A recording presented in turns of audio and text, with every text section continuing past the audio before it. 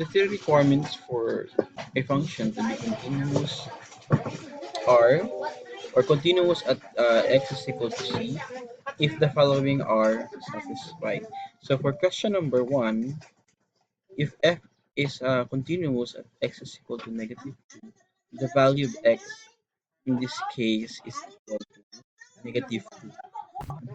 So for the first requirement, so for requirement I, f of c exists or the f of negative 2 exists. In this case, the f of negative 2 is equal to 6. So that is a real number. Therefore, the f of negative 2 is equal to 6 exists.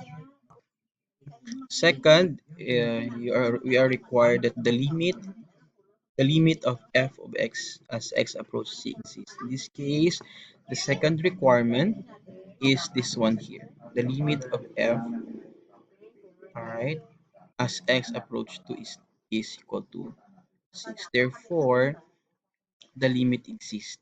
So, because it's a real number. Okay? And then for the third requirement, itong dalawa, kailangan equal yung kanyang value. So, in this case, the common value is 6. Alright?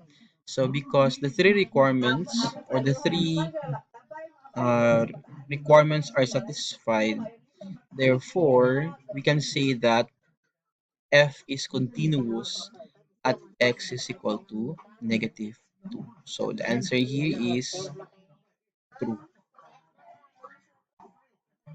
Now for question number 2, we can say from the graph that a function is continuous if kailangan wala siyang hole. No?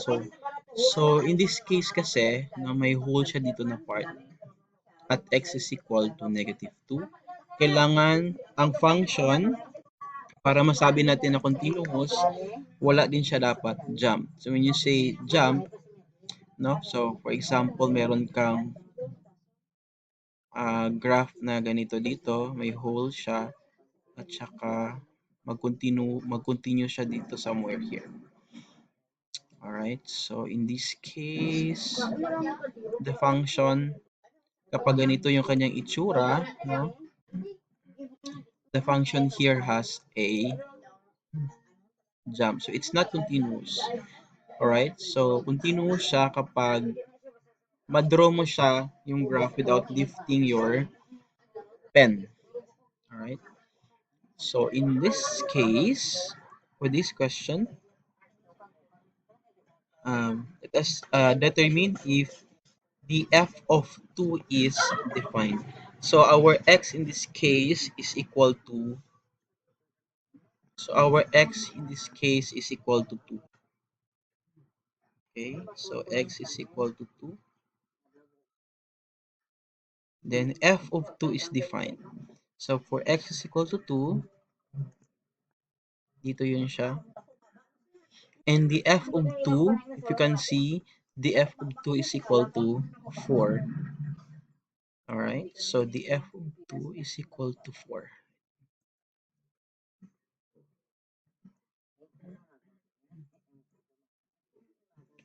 So therefore, f of 2 is defined. So, i-check natin yan dito. Second, the limit of f as x approach 2 exists. Alright, so kung titingnan nyo yung graph, the limit, so we will determine, no? So ano dito yung limit of f as x approach 2. So dalawa ang i-determine natin. Limit of f as x approach 2 from the right, and the limit of f as x approach 2 from the left.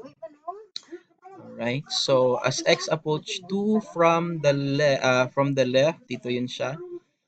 So the graph of the function will approach this point here, and that point corresponds to negative 1. So this is negative 1.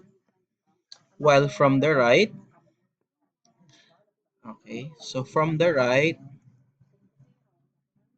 ito naman yan siya. So the graph approach this point also, and that is equal to negative 1. So because the limit from the left and from the right are equal, we can say that the limit exists. So we will check this one again. Okay, then for the third one, the limit of f as x approach to is equal to f of 2. Okay, so itong nasa left, this is equal to negative 1. Okay, this one is equal to negative 1 from here. Alright, so from here we can say that the limit, no? So kasi nga equal yung left at saka right niya, we can say that the limit of f of x as x approach 2 is equal to negative 1. That's the common limit from the left and from the right. So this one here is negative 1. And then the f of 2 naman is equal to 4. So they are not equal. Therefore, you cannot check this one. So the limit um, is equal to 1, but the f of 2 is equal to 4. Therefore, it's not equal. Third, the limit or the function is continuous at x is equal to 2. Now, for a function to be continuous at x is equal to 2, kailangan itong tatlo, these three must be satisfied. But we can see that one here is not. Therefore, the function is not continuous at x is equal to 2. So, this is x. Then, the function is continuous at x is equal to 2. Ito naman yung true dito. Let us now proceed to another example. Example number 3. Okay, so you determine here if the f of 2 is defined. Okay, so the f of 2, tingnan natin yung x is equal to 2. Dito yun si x is equal to 2.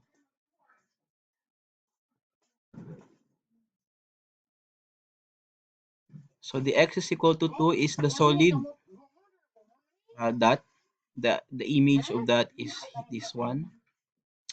So we can say that the f of 2 in this case is equal to 4. Right? That is the y value. Therefore, f of 2 is defined. That is just equal to 4. Okay? Second, the limit of f of x as x approach to exists. So again, titingnan natin yung limit of f as x approach to from the right and the limit of f as x approach to from the left.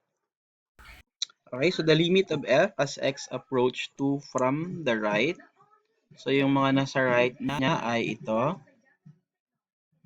Okay, so yung mga nasa right ng 2 is ito yun siya. And the graph corresponds to, the graph is this one here. Ito yung nasa right niya. And the graph approach this point here, itong hole na ito, and that is equal to positive 3. Galing naman sa left, ito yung left ng 2. The graph corresponds to this one. Ito naman yung nasa left.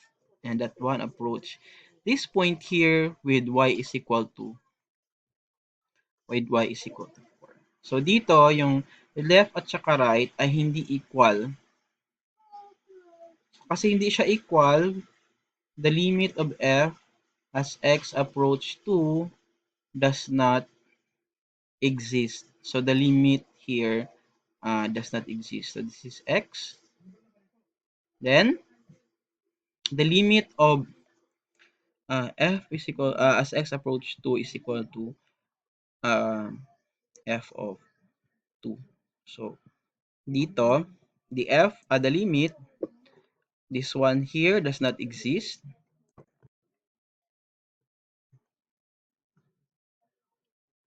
Okay, dito naman sa right, the value is equal to 4. So they are not equal, therefore it's x here. So the three requirements are not satisfied. So the function is not continuous at x is equal to 2. Okay, next is question number 4. Okay, so f of a is defined. Our value of a here is equal to negative 1. So negative 1 is ito. This is the x is equal to negative 1. Alright. So the f of a or the f of negative 1 is yung value ng function. And the value of the function is this one. Ito yung value niya. This is the f of negative 1. So the f of negative 1, okay, is equal to 1. So y is equal to 1. Therefore, f of a is defined. I-check natin si f of a is defined. Second, the limit of f as x approach a exists. So, again, isosolve natin yung limit